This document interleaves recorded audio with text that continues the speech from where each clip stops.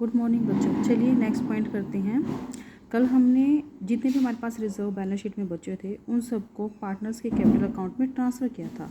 कब किया था? जब वो अपनी profit and loss sharing ratio में चेंज करते हैं। आज इसी तरह से हम एक नया पॉइंट और करते हैं जहाँ पे हमारे पास वर्कमैन कंपनसेशन रिजर्व दे रखा हो। ये रिज़र्व क्या होता है? जैसे वर्कर हमारे फैक्ट्री में काम करते हैं, मशीनों पे काम कर रहे हैं, बाई चांस कोई भी दुर्घटना हो जाती है तो हमें किसी भी वर्कर को जो है कंपनसेशन देना पड़ सकता है, उसको मुआवजा क्षतिपूर्ति देनी पड़ सकती है। तो उसके लिए हम लोग एक रिज़र्व पहले से बना के रखते हैं जिसमें हम लाभ में से एक भाग निकाल के वर्कमैन कंपनसेशन रिजर्व में डालते रहते हैं।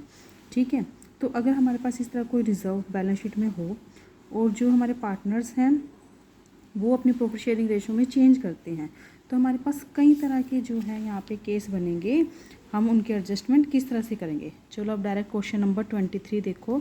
यहाँ पे क्या है? PQR प्रॉफिट एंड लॉस को शेयर कर रहे हैं किस रेशो में? 3:2:1 में। और अब वो डिसाइड क्या करें कि फ्यूचर में उनका प्रॉफिट और लॉस शेयरिंग रेशो क्या होगा? 4:3:2। यानी कि उनकी ओल्ड रेशो क्या है? 3:2:1 और नई रेशो क्या होगी? 4:3:2। 1 अप्रैल 2024 से ये शुरू होगा। अब ये क्या कह रहे हैं कि बैलेंस शीट में क्या इन्फॉर्मेशन दे रखी है कि वर्कमैन कंपनसेशन रिजर्व हमारे पास 60,000 है। ठीक है, तो अब यहाँ पे हमारे पास 4 केस बन रहे हैं। हम एक एक करके इन सभी केसों को देखेंगे कि इसमें हमने अकाउंटिंग कैसे करनी है। तो सबसे पहला कि अगर कोई भी एक्स्ट्रा इन्फॉर्मेशन हमें नहीं दे रखी तो हमारे पास कितनी इन्फॉर्मेशन है कि 60,000 बैलेंस शीट में है और जो उनकी ओल्ड रेशो है। अब ये 60,000 कहाँ से आए हैं? ये प्रॉफिट में से ही तो आए हैं। तो जब भी वो अपने प्रॉफिट शेयरिंग रेशो में चेंज करते हैं तो हमने क्या करना है कि जितना भी हमारे पास पहले से रिजर्व है उसको पार्टनर्स में ओल्ड रेशो में बांटना है। ठीक है, तो यहाँ पे क्या है? 60,000 हमारे पास है, किसमें है? वर्कमैन कंपनसेशन रिजर्व में है 60,000। तो हम इसको उन तीनों में ही बांट देंगे। इनको रिसीव होगा तो क्या करेंगे? Credit to P's capital, to Q, to R's capital. ठीक है, और किस रेशो में करेंगे? ओल्ड प्रॉफिट शेयरिंग रेशो में करेंगे। ठीक है, क्योंकि ये पहले का है प्रॉफिट, हमारी बैलेंस शीट में पहले का जो है रिजर्व है। अब सेकंड केस देखो।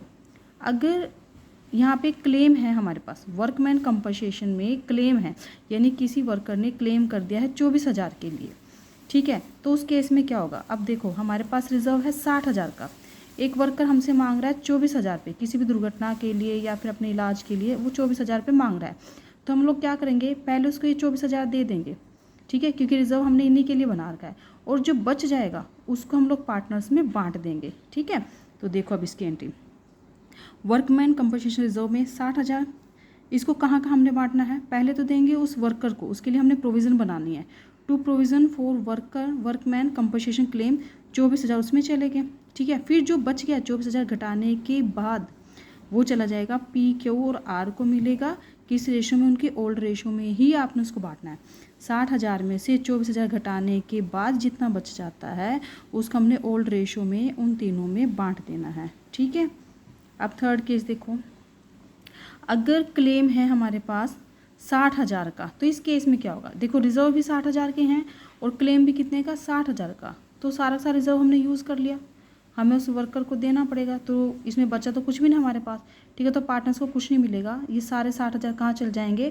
प्रोविज़न फॉर वर्कमैन कंपनसेशन में। ठीक है, तो क्या एंट्री होगी? Workman compensation reserve account debit to provision for workman compensation claim. 60,000 रुपये उसमें हमारे ट्रांसफर हो जाएंगे। यहाँ पे पार्टनर्स को कुछ नहीं देना। ठीक है, नेक्स्ट केस क्या है कि अगर क्लेम हमारे पास है 75,000 का।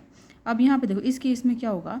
60,000 का रिजर्व है हमारे पास सिर्फ 60,000 रुपये हैं वर्कर्स को देने के लिए और क्लेम आ रहा है 75,000 का, तो 15,000 रुपये की कमी होगी।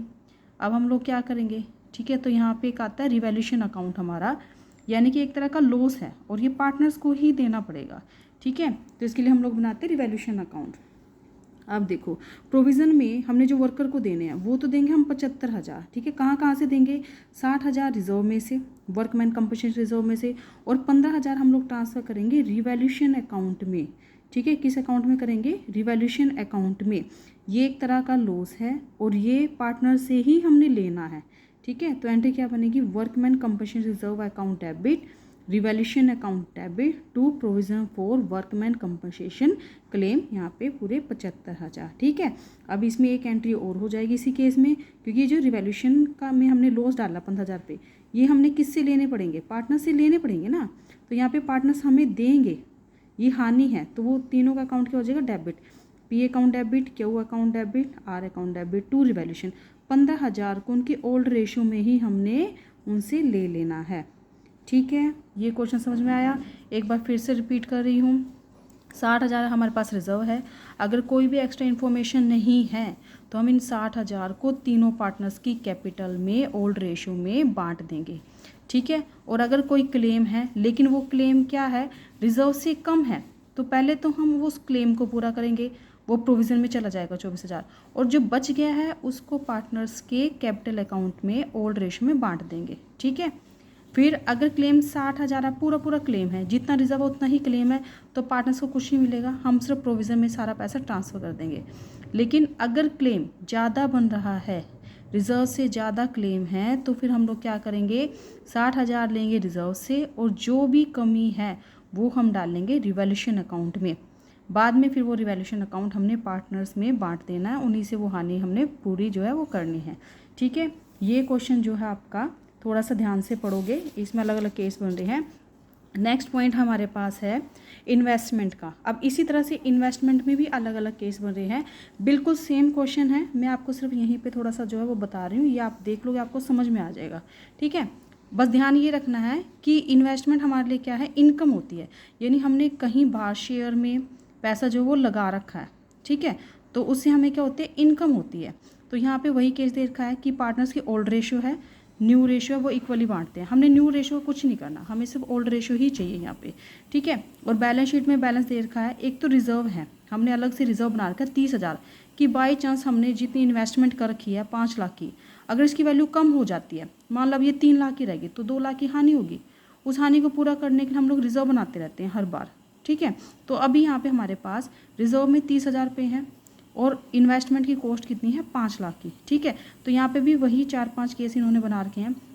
अगर कोई भी इन्फॉर्मेशन नहीं है तो आप 30,000 को रिजर्व को पार्टनर्स की ओल्ड रेशियो में बांट दोगे, सभी पार्टनर्स में। ठीक है, लेकिन अगर यहाँ पे कोई इन्फॉर्मेशन देखे कि जैसे इन्वेस्टमेंट की मार्केट वैल्यू 5 लाख है और यहाँ पे भी 5 लाख है, तो इस केस में भी कोई इफेक्ट नहीं डाला ना, तो यहाँ पे भी 30,000 को आप जो है सभी पार्टनर्स में बांट दोगे, सेम एंट्री होगी। नेक्स्ट केस देखो, अगर इन्वेस्टमेंट की वैल्यू कितनी है, 4,88,000, और यहाँ पे हमने कितने पैसे लगा रखे हैं, 5 लाख, तो कितने की कमी होगी, 12,000 की कमी होगी ना।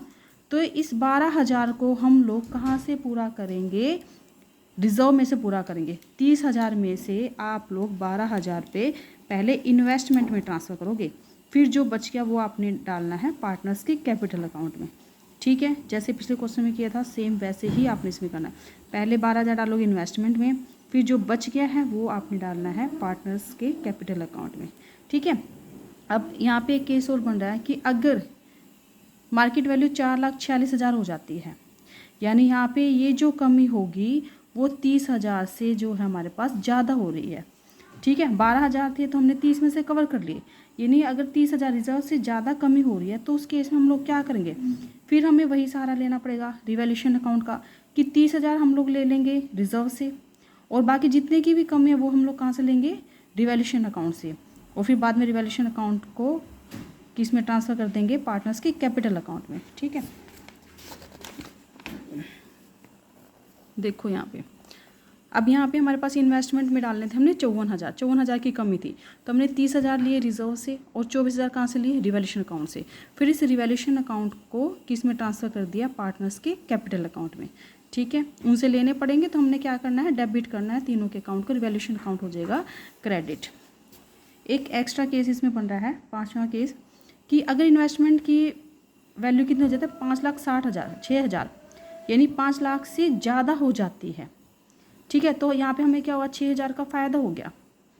ठीक है, तो इस केस में ये जो रिज़र्व है ये तो ऐसे एज इट इज़ रहेगा, तो आपने इस रिज़र्व को तो पार्टनर्स में बांट देना ओल्ड रेशियो में, और जो एक्स्ट्रा 6,000 रुपये ये हमारी क्या होगी, इनकम, इसको हमने कहाँ डालना है, रिवैल्यूएशन अकाउंट में। अब रिवैल्यूएशन अकाउंट हमारा डेबिट नहीं होगा, क्या होगा, क्रेडिट, और फिर हमने पार्टनर्स को बांट देना, उनको हम लोग इसको दे देंगे। ठीक है, देखो इन्वेस्टमेंट फ्लक्चुएशन रिजर्व में कितने 30,000, इसको हम उन तीनों में बांट देंगे क्योंकि यहाँ पे इन्वेस्टमेंट की वैल्यू क्या हो रही है, ज़्यादा हो रही है, हमें 6,000 का फ़ायदा हो रहा है। और अब वो जो 6,000 पे वो हम क्या डालेंगे, रिवैल्यूएशन अकाउंट में, ये क्या होगा, क्रेडिट, ठीक है, क्योंकि इनकम है ना, तो इन्वेस्टमेंट टू रिवैल्यूएशन। और अब इस इनकम को हम लोग किस में बांट रहे हैं, इन तीनों में बांट रहे हैं, PQR में इनको मिल रहा है, तो ये क्या हो जाएगा, क्रेडिट। किस रेशो में बांटेंगे, ओल्ड रेशो में ही बांटेंगे। तो आपने 6,000 की इनकी 3-2-1 की रेशो में बांटना है, ठीक है। क्वेश्चन समझ में आया।